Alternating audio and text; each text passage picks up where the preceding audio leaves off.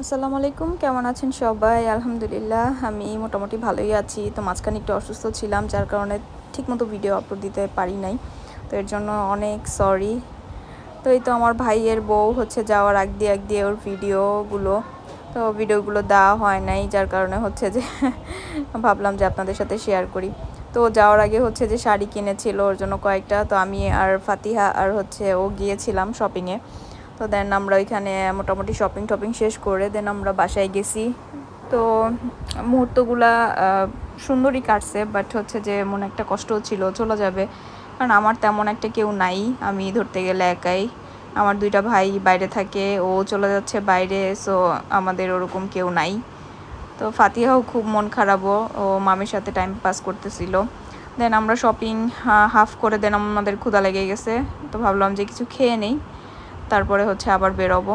তো রাতও হয়ে যাচ্ছিল, আমরা হচ্ছে যে ট্রাই করতেছিলাম একটু তাড়াতাড়ি করব। তো ওরও মন খারাপ, আমাদের ছেড়ে চলে যাবে, আমাদেরও অনেক মন খারাপ, বিকজ আমাদের হচ্ছে ভালোবাসার মানুষগুলা সবাই অনেক দূরে দূরে। আমার দুইটা ভাই, আমি একা, আমি থাকি বাংলাদেশে, ওরা থাকে বাইরে। দেন একটা ভাইরে বিয়ে করাইলাম, ভাবলাম যে ও আমাদের সাথে থাকবে, দেন তাও হলো না, ওর বউকে নিয়ে চলে যাচ্ছে লন্ডনে। তো এই আর কি। আর আমার হাজব্যান্ডও একা, আর আমার একটা ননাস, ও বাইরে থাকে। সো আমাদের ফ্যামিলিতে তেমন কেউ নাই, এর জন্য মানে আমাদের মনটা খুব খারাপ লাগে, মাঝে মাঝে খুব কষ্ট হয় যে আসলে কাউকে কষ্টের কথা বলবো, দুঃখের কথা বলবো, মানে কাছে নাই কেউ। তো আপন মানুষগুলো যখন দূরে চলে যায় তখন অনেক কষ্ট লাগে। ওরা ওইখানে আমাদের মিস করে, আমরা ওদের এখানে খুব মিস করি। যেমন ওরা অসুস্থ হলে কিংবা ভালো কিছু রান্না করলে তখন অনেক বেশি খারাপ লাগে। ঈদের সময়গুলো বিশেষ করে বেশি মিস করি আমি আমার ভাইদের। তো ওরা আমার হাতে নুডলসটা অনেক পছন্দ করে। ঈদে যখন আমি নুডলসটা রান্না করি তখন হচ্ছে যে হ্যাঁ, ওদের খুব মিস করি।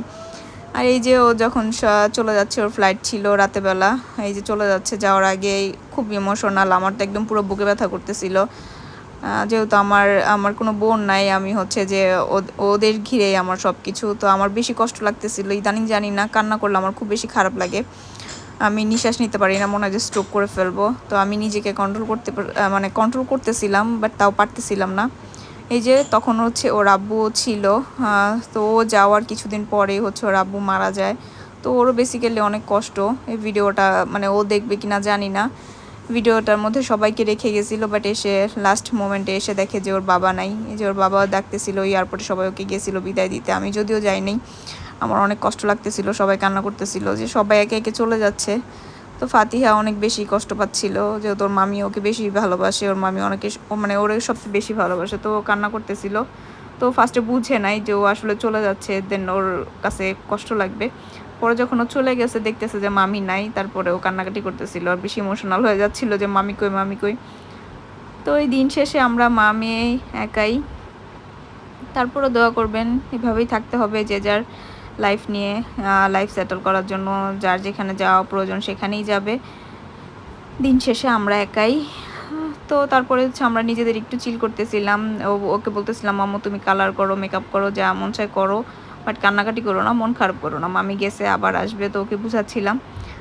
তারপরে হচ্ছে যে ও একটু ইয়া করতেছিল। তো আমার মেয়েটা আমার মতো খুব ইমোশনাল, ও প্রায় করে কি হচ্ছে নাটক দেখে, আর নাটক দেখে একা একাই কান্না কান্না করতে থাকে, একদম চিল্লায় যে কোনো ইমোশনাল নাটক দেখলে। আমিও হচ্ছে যে মুভি দেখলে কিংবা নাটক দেখলে একা একাই কান্না করতে থাকি।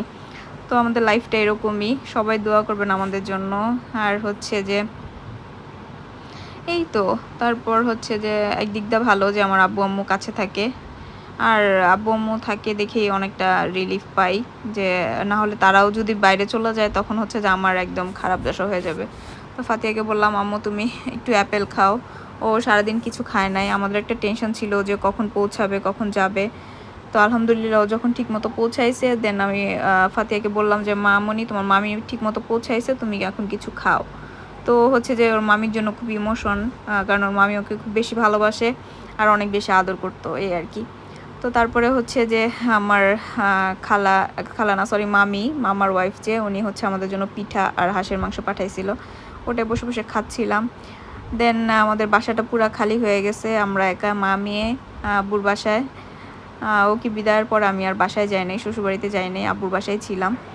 তো ফাতিহা হচ্ছে দাগাদাগি করতেছিল, ওর মামি যে বইগুলো রেখে গেছে ওই বইগুলোর মধ্যে দাগাদাগি করতেছিল। আর হচ্ছে যে সানগ্লাস পরে বসেছিল। এইভাবে আর কি আমাদের দিন পার করতেছি। সবাই দোয়া করবেন আমাদের জন্য, এই আর কি। তো এটাই, পৃথিবীটা আসলে কেমন যেন এখন যেন মনে হচ্ছে কেউ নাই আমাদের। আমরা খুব অসহায় ফিল করি যে কেউ নাই। যত ভাই বোন থাকে একসাথে থাকলে দৌড় দিয়ে চলে আসে, এখন আসার মতো কেউ নাই, অনেক মিস করি।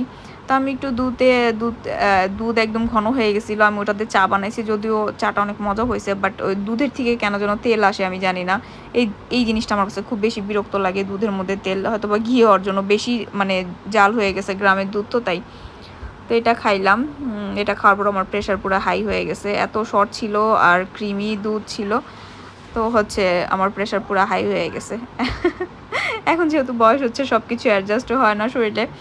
তো এই আর কি, অনেক কিছু মেপে চেপে খেতে হয়। আগে যেরকম মানে খুব বেশি খাইতাম, কিংবা খুব বেশি যেটা মন চায় খুব বেশি বেশি করে খেয়ে ফেলতাম, এখন আর তেমনটাও পারি না। খুব বেশি খেলে দেখা যায় যে আমার নিজের অবস্থা খারাপ হয়ে যায়। তো সবাই ভালো থাকবেন, আমাদের জন্য দোয়া করবেন। আসসালামু আলাইকুম।